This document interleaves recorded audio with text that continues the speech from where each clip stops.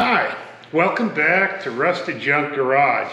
Today we're going to install the new floor mat in the 55 Chev Junker truck. See if we can make that interior look a little better. So ride along with us and let's get started.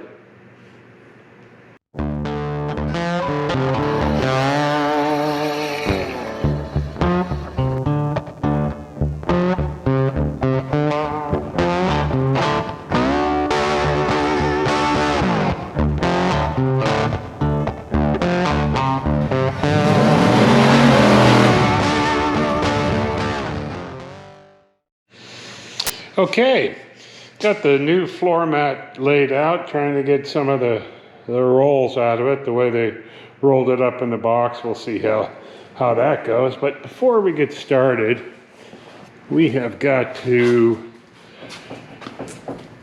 take the clutch pedal, the brake pedal, and the accelerator pedal off so we can cut the holes for that.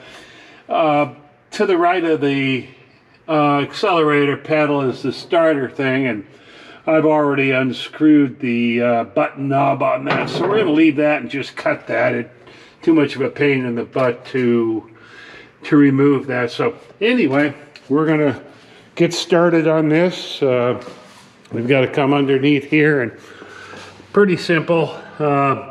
One cotter key on the throttle shaft there, one bolt on the brake pedal, and one nut and bolt on the clutch pedal. So we'll get those pulled out and we'll get started with the project.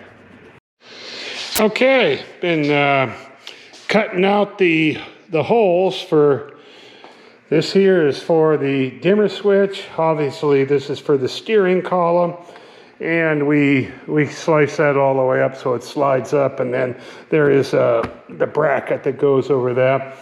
These three are for the foot feet.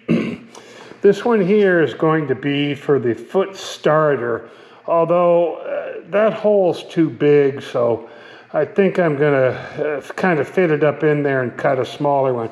Anyway, these are the weapons I used: X-Acto knife and real dull box cutter, but they kind of did the job. So we're going to lay this up in there and do a test fit on it now, and just kind of see how everything falls together.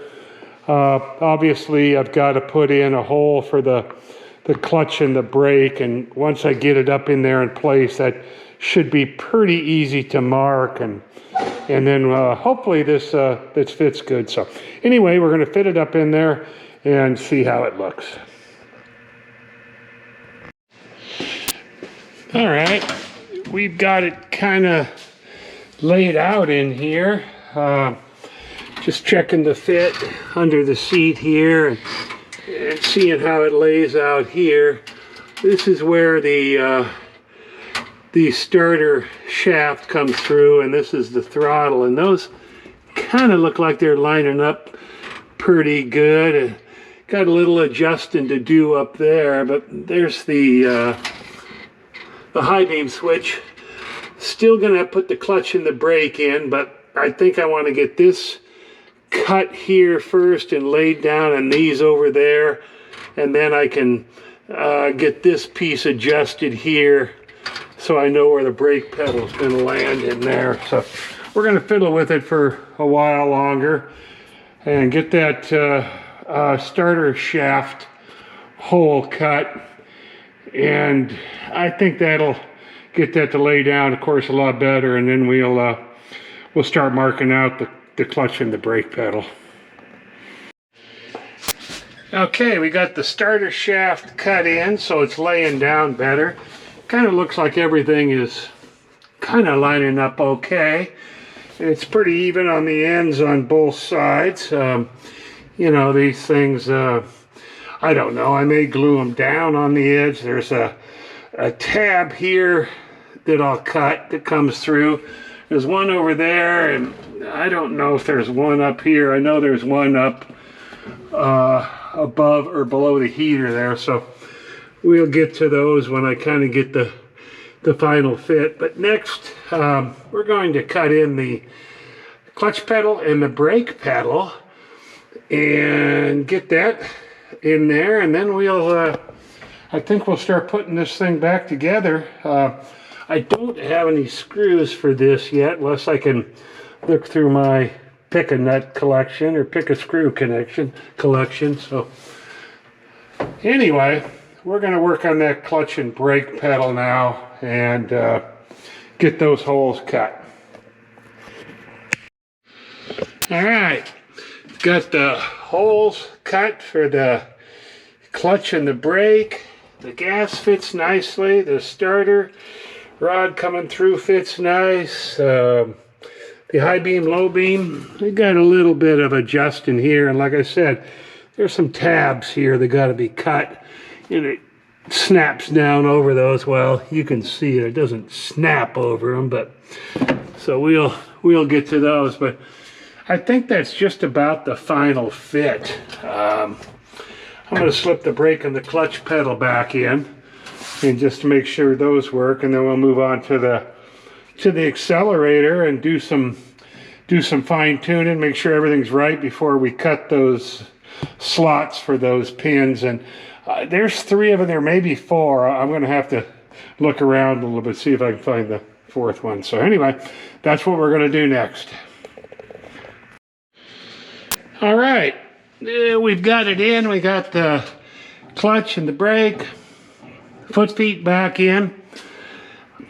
Do some little more fine tuning on it, and then we'll cut those slots. But yeah, pretty pleased with the way it turned out. Putting that brake pedal back in, it's kind of pressed into where it goes, and as you tighten the nut down, it wants to turn. So there's a little bit of a learning curve on how to keep it from turning, and so it ended up pretty much straight. So anyway, we'll make some cuts after lunch here and come up with a plan for what we're going to do here. I'm not sure yet whether I'll just give it a few days to see how it wants to lay down. So anyway, we'll work that out. I like the way it turned out. It's clean. Happy with it. Pretty easy job. Pretty straightforward. Just take your time when you cut your slots and stuff, and measure twice, cut once, I guess. Well, or twice, or your finger like I did. So anyway, that's it. Put her back on the ground here, which is good. Should have done that before I did this, but that's okay. We got her squared away, so she's sitting down, and wheels look pretty decent. So get this clip back on there.